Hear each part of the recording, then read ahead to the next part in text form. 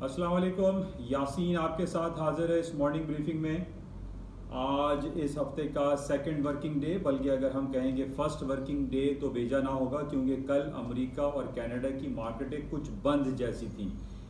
Stock मार्केटें चल रही थी, लेकिन बैंक हॉलीडे था और कुछ कमोडिटी मार्केट, कुछ हैपोजिट मार्केट की मूव रहती है और मार्केट कुछ खुली होती हैं, कुछ बंद होती हैं। लेकिन न्यूयॉर्क की स्टॉक मार्केटें कल ओपन थी, लेकिन हम ये कह सकते हैं कि वॉल्यूम भरपूर नहीं था।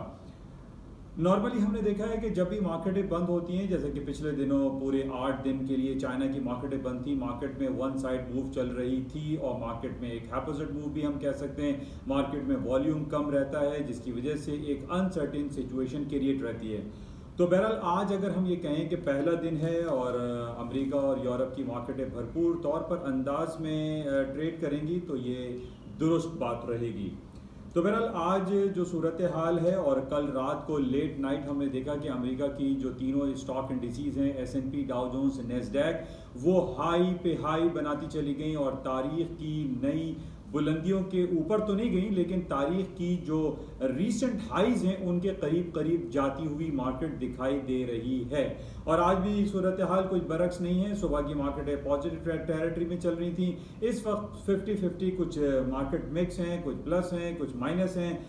अर्ली मॉर्निंग हमारे पास एक खबर आई कि जनाब हांगकांग की मार्केट को होल्ड कर दिया गया, बंद कर दिया गया, क्योंकि हांगकांग में समंदरी और हवाई तूफान का सिलसिला जारी हुआ, जिसकी वजह से हांगकांग की मार्केट, जो कि तकरीबन $6 ट्रिलियन की मार्केट कहलाती है, और उसके बंद होने पे जाहिर है एक नेगेटिव इम्पैक्ट आया। और एशियन मार्केट और हांगकांग की जाहिर है कि मार्केटें बंद थी, और उसके साथ साथ जो फ्यूचर्स ट्रेड होते हैं अमेरिका के, S&P, Dow Jones, Nasdaq, even जो यूरोप के फ्यूचर्स ट्रेड हो रहे हैं वो भी डाउन साइड पर आ गए, माइनस रेड टेरिटरी में रहे। लेकिन इस वक्त हम देख रहे हैं कि मार्केटों में थोड़ा सा बहाल हुई है। चाइना की कुछ रिपोर्टें अच्छी आई हैं, जिसकी वजह से स्टॉक मार्केटें चाइनीज़ नॉर्मली मार्जिनली प्लस में ग्रीन टेरिटरी में बंद हुई हैं, और इसके साथ ही अमेरिका की स्टॉक मार्केटें अभी इस वक्त मिक्स हैं, बहुत ज़्यादा ना प्लस हैं ना माइनस हैं। मार्केट जो है वो प्लस माइनस की तरफ चल रही है। आज हमारे पास बड़ी इंपॉर्टेंट खबरें रहेंगी, जैसे कि ये फोर्थ लास्ट क्वार्टर इस महीने, इस साल का शुरू हो चुका है और आज 13 अक्टूबर है। और इस हवाले से आज 3-4 बड़ी कंपनीज हैं, जिसमें Johnson and Johnson, JP Morgan and city group शामिल हैं। ये बड़ी इंपॉर्टेंट और कलीदी हैसियत रखती हैं ये तीनों कंपनीज, जो कि एक डाउ जोन्स, S&P और नैस्डैक का ये पार्ट भी कंसिडर किए जाते हैं, और इनकी आउटकम, इनकी अर्निंग रिपोर्ट मार्केट के लिए पॉजिटिव या नेगेटिव हो सकती है। इसमें सबसे पहली जो बुनियादी बात है, उसमें जो सबसे इंपॉर्टेंट है, हम जॉनसन एंड जॉनसन को कंसिडर करेंगे, क्योंकि जॉनसन एंड जॉनसन एक फार्मास्यूटिकल कंपनी कंसिडर की जाती है, और इसका एक बहुत मशहूर एक जॉनसन बेबी पाउडर भी मशहूर है। और पिछले दिनों इसके ऊपर बहुत ज़्यादा वावेला भी हुआ था कि जनाब जॉनसन बेबी पाउडर के अंदर कुछ पार्टिकल्स ऐसे इस्तेमाल किए जाते हैं जो बच्चों में और बड़ों में कैंसर जैसे मोहलिक मर्ज की वजह बनती है। तो इस हवाले से बहुत सारे काफ़ी अरसे इनका कोर्ट केस भी चलता रहा, लेकिन कोर्ट केस में ये कामयाब भी हो गए थे कि जनाब ऐसी कोई सूरत हाल नहीं है और ऐसी कोई बात नहीं है, it is just a conspiracy against that particular company. और बहरहाल इससे हट के अगर हम ये देखते हैं तो आज हमारे पास जिस तरीके से कोरोना वायरस पैंडेमिक के हवाले से हमारी जो बातें चल रही हैं, और इसमें ये कहा जा रहा है कि जॉनसन एंड जॉनसन भी बहुत सारी एक वैक्सीन बनाने के सिलसिले में काम कर रही है। इस हवाले से आज जॉनसन एंड जॉनसन की जो अर्निंग रिपोर्ट आएगी उसको हम बड़े क्लोजली वॉच करेंगे और इसको देखेंगे इसका इम्प्लीकेशन स्टॉक मार्केट में क्या होता है। तो बहरहाल आज शाम में ये इंपॉर्टेंट है। इसके साथ ही सिटी ग्रुप है, JP मॉर्गन, जो कि दुनिया के बड़े तरीन बैंकों में इनका नाम कंसिडर किया जाता है। इसको आज हम देखेंगे कि इनकी रिपोर्ट्स क्या आती हैं, लेकिन जो रिपोर्ट्स जो हमारे पास फोरकास्ट अवेलेबल होती है उसमें सब यही कहा जा रहा है कि रिपोर्ट्स बेहतर रहेंगी। लेकिन सिटी ग्रुप और JP मॉर्गन चेस की जो अर्निंग रिपोर्ट्स होंगी वो मार्जिनली, आई पर्सनली सपोज के वो डाउन भी हो सकती हैं, और उसकी वजह सिर्फ हम ये कह सकते हैं कि जो कोरोना वायरस पैंडेमिक की वजह से जो हालात नगुफ्तबार रहे, उसमें बहुत सारे सूरत हाल हमारे सामने ऐसी रहीं कि जनाब जो मुआशी पहिया था वो इतना अच्छा पिछले क्वार्टर में नहीं रहा। तो इन बेसिस पे हम ये कह सकते हैं कि जनाब आज सिटी ग्रुप और जेपी मॉर्गन चेस की जो रिपोर्ट आएगी उसको हमें क्लोजली चेक करना पड़ेगा कि क्या इसका कोई नेगेटिव इम्प्लीकेशन स्टॉक मार्केट पे तो नहीं होता because of corona virus pandemic कोविड-19। तो बहरहाल ये इंपॉर्टेंट आज हमारे पास रहेगा। और इसके साथ ही जो अभी तक बल्कि आज बड़ा इम्पॉर्टेंट डे है हमारे पास 5G टेक्नोलॉजी के हवाले से हर तरफ चर्चा है। अमेरिका और चाइना में इसकी जंग लगी पड़ी हुई है और 5G टेक्नोलॉजी जो पिछले दिनों ये कहा जा रहा था कि दुनिया की सबसे बड़ी कंपनी हुआवी जो कि 5G टेक्नोलॉजी इंट्रोड्यूस करा रही है पूरी दुनिया में। बरतानिया में इसका चर्चा था, यूरोप में चर्चा था, अमेरिका ने इसके ऊपर पाबंदी लगा दी थी और ये कहा था कि जनाब 5G टेक्नोलॉजी ये जासूसी का काम कर रही है और यूरोपियन और जो अरब कंट्रीज में अगर ये 5G टेक्नोलॉजी लॉन्च होती है तो ये जासूसी के जुमरे में कंसिडर की जाएगी। तो बहरहाल इस पे पाबंदी भी लगी। लेकिन आज और हम ये देख रहे हैं कि चाइना के अंदर 5G टेक्नोलॉजी का काम शुरू हो चुका है। आज बड़ी इंपॉर्टेंट डे है। आज 13 अक्टूबर एक तारीख साज दिन हो सकता है। अभी इसकी कंफर्म रिपोर्ट हमारे पास नहीं आई लेकिन कल सारा दिन मीडिया पर यह बात चलती रही कि आईफोन अपना 5G टेक्नोलॉजी IG-12 लॉन्च करने के लिए जा रहा है और आज 13 अक्टूबर उसका लॉन्चिंग डे है। तो आज देखते हैं कि ये बात कंफर्म होती है या नहीं होती, क्योंकि कुछ पेचीदगियां इसमें ज़रूर थी लेकिन बहुत सारे मीडिया सर्कल में ये बातें होती रही कि आज iPhone 12 5G technology America launch करने के लिए जा रहा है। तो ये बड़ा इंपॉर्टेंट होगा और ये हम कह सकते हैं क्योंकि IG या ये जो एप्पल कंपनी है ये दुनिया की वो वाहिद कंपनी है जो कि $2 ट्रिलियन की मार्केट कैपिटलाइजेशन को क्रॉस कर चुकी है। और आज अगर इसका आईफोन एप्पल फोन जो 5G है वो लॉन्च हो जाता है तो ये एक मजीद एक पोटेंशियलिटी का इंजेक्शन लगेगा और स्टॉक मार्केट में आज नहीं तो कमिंग डेज में ये पॉजिटिव इफेक्ट इसका मार्केटों पे पड़ेगा, क्योंकि Apple is one of the biggest company in the world today age में, आज की दुनिया में। तो बहरहाल ये बड़ा इंपॉर्टेंट आज रहेगा, इस वजह से आज इसको हमें क्लोजली वॉच करना पड़ेगा।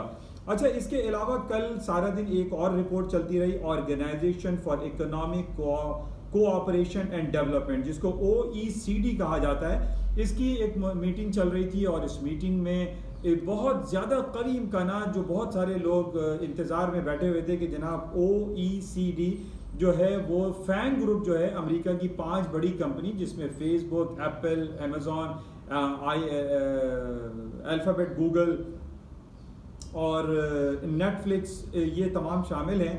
इसके ऊपर ये कहा जा रहा था कि इनके ऊपर टैक्स लागू किया जाएगा, क्योंकि ये तमाम 5 कंपनी मोनोपोलिस्ट भी कहलाती हैं और इनके ऊपर टैक्स लागू कर दिया जाएगा, डिजिटल टैक्स इनके ऊपर लगाया जाएगा। लेकिन OECD, I repeat, organisation for economic cooperation development किसी नतीजे पर नहीं पहुंच सका, जिसकी वजह से कल हमने ये देखा कि मार्केटों में एक तेजी का रुझान आया और S&P, Dow Jones, Nasdaq 400-500 point मार्केटें प्लस हो गई। उसकी वजह ये था लोगों के अंदर ये रिलीफ क्रिएट हुआ और उनको ये एहसास हुआ कि अब उनकी कंपनी पे टैक्सेस नहीं लगाए जाएंगे, जिसकी वजह से स्टॉक में तेजी आ गई। बहरहाल ये कल की रिपोर्ट थी जिसकी वजह से मार्केट ऊपर आ गई। आज हम ये देखेंगे कि एप्पल iPhone 12 लॉन्च होता है या नहीं होता है, या किसी मुकदमे के नज़र तो वो नहीं हो जाता। बहरहाल आज का दिन बड़ा इंपॉर्टेंट है। रात में जो अमेरिका की मार्केट ओपन होंगी उसमें हम ये चेक करेंगे और प्लस जो 3 बड़ी कंपनीज के मैंने आपसे जिक्र किया उनकी आज अर्निंग रिपोर्ट्स है, उसको भी हमें चेक करना पड़ेगा। अच्छा, इसके अलावा आज पाकिस्तान की मार्केट की हम बात करते हैं। पाकिस्तान स्टॉक एक्सचेंज 300 पॉइंट मार्केटें माइनस में है। उसके माइनस होने की वजह, Pakistan stock exchange KSE 100 index minus में होने की वजह एक गैर यकीनी सूरत हाल हमारे ऊपर लागू होती चली जा रही है।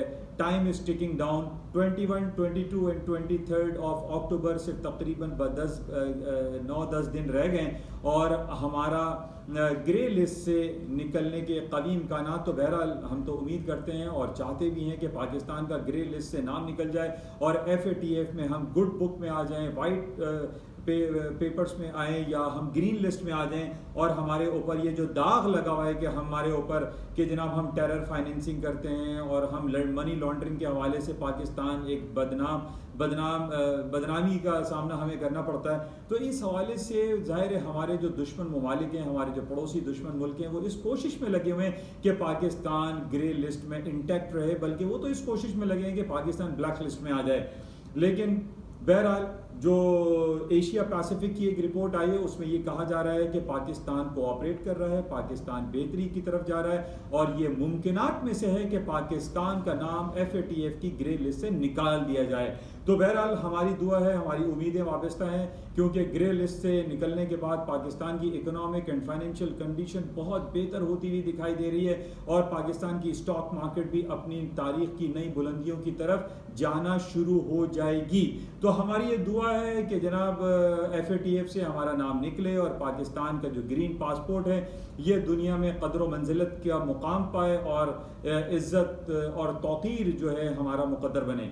तो बहरहाल इसको हम क्लोजली वॉच करेंगे। लेकिन आज जो डिफरेंट रिपोर्ट्स हमारे पास अवेलेबल हैं उसमें यही कहा जा रहा है कि एक गैर यकीनी सूरत हाल तो बहरहाल हमारे ऊपर लूम कर रही है, जिसकी वजह से आज पाकिस्तानी स्टॉक एक्सचेंज पिछले दिनों 1200-1300 पॉइंट प्लस होने के बाद आज हम दोबारा देख रहे हैं कि 300-400 पॉइंट दोबारा मार्केट माइनस है डाउन साइड पे, बिकॉज ऑफ FATF की अनसर्टेनिटी हमारे ऊपर प्रीवेल कर रही है। बहरहाल इसको हम देखते हैं और उम्मीद हमें ज़रूर अच्छी रखनी चाहिए। शजर से उम्मीदें बाहर रख वाली बात है। इंशाल्लाह उम्मीद है कि हम जल्द अज जल्द FATF की ग्रे लिस्ट से निकल जाएंगे। अच्छा, बात कर लेते हैं गोल्ड की कीमतों की। गोल्ड आज भी हम ये देख रहे हैं कि 1917 और 18 के लगभग चल रहा है। सिल्वर की कीमतें $25 पर आउंस के हिसाब से चल रही हैं। तेल की कीमतें वही दोबारा नीचे आ गई, $39-38 के पास दोबारा मार्केटें आ रही हैं। और इस बात का मैं इज़हार बार बार आपसे कह रहा हूँ कि सोने की कीमतें और चांदी की कीमतें उस वक्त तक नीचे नहीं आएंगी जब तक किसी दुनिया के सेंट्रल बैंक की तरफ से इंटरेस्ट रेट के बढ़ाने की उम्मीदें हमें नज़र नहीं आती। और इसी तरह ऑयल की कीमतें ऊपर उस वक्त जाएंगी जब सऊदी अरब ईरान की इंटेग्रिटी को कबूल कर लेगा। तो बहरहाल ये बातें हैं और इसी बेसिस पे हम देख रहे हैं कि ऑयल की कीमतें बहरहाल $2-3 से ज़्यादा पिछले 3 महीनों से ये इंटैक्ट हो गई है, रुकी हुई है। और ये उसी वक्त से रुकी हुई है जब से मुत्तहदा अरब इमारात ने अब्राहम एकॉर्ड पे दस्तखत किए। उसके बाद से हम देख रहे हैं कि ऑयल की कीमतों में चाहे डेल्टा हरिकेन आ जाए या कोई दूसरे हरिकेन आ जाए, उसके बावजूद भी तेल की कीमतें ऊपर की तरफ नहीं आ रही।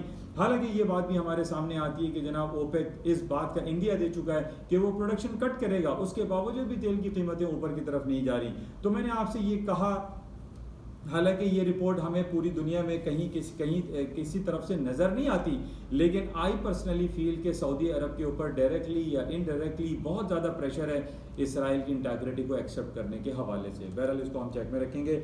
अच्छा, इसके साथ ही पाकिस्तान की एक बड़ी अच्छी रिपोर्ट लगी हुई है, आज के अखबारात की जीनत है, और ये कहा जा रहा है कि पाकिस्तान में 31% जो रिमिटेंसेज हैं, जो बाहर से पैसा आता है, उसमें इजाफा हुआ है और वो हो गए $7.14 बिलियन। ये बड़ी अच्छी खबर है। और इसी वजह से हम देख रहे हैं कि जब हमारे पास इनफ्लो आ रहा है, डॉलर मार्केट में आ रहा है, तो डॉलर की कीमतें जो है वो अपनी कदर व मंजिलत को खोती चली जा रही हैं और हमारा पाकिस्तानी रुपया अप्रिशिएट हो रहा है। और यही वजह है। और आज हम देख रहे हैं कि 163 रुपीज़ का एक डॉलर लगभग चल रहा है, तकरीबन 7 रुपए तक का इजाफा हुआ है पाकिस्तानी रुपए में। ये बड़ी खुश आइन बात है और पाकिस्तान के जो इंडिकेटर्स हैं वो बहरहाल पूरी दुनिया इसको सराह रही है। और सिर्फ हमारे पास जो एक इम्पॉर्टेंट फैक्टर जो लाए कर रहा है, जो लूम कर रहा है, वो सिर्फ FATF के हवाले से है कि ग्रे लिस्ट से जल्द अज जल्द पाकिस्तान का नाम निकले और पाकिस्तान दिन दुगनी रात चौगनी तरक्की करे और ग्रो करे। तो बहरहाल ये कुछ खबरें थी जो आपके साथ शेयर की गई। उम्मीद है कि आपको इन तमाम खबरों से कुछ ना कुछ इस्तेफादा ज़रूर हासिल होता होगा और आप अपने पोर्टफोलियो को बेहतर तौर पर मैनेज करते होंगे। इंशाल्लाह आपसे राब्ता रहेगा, मुलाकात रहेगी। जाते हुए आपसे गुजारिश कि इस YouTube चैनल को, जिसका नाम NI ऑन मार्केट है, इसको प्लीज़ सब्सक्राइब करें, लाइक करें और शेयर करें with bell icon. Thank you. खुदा हाफिज़।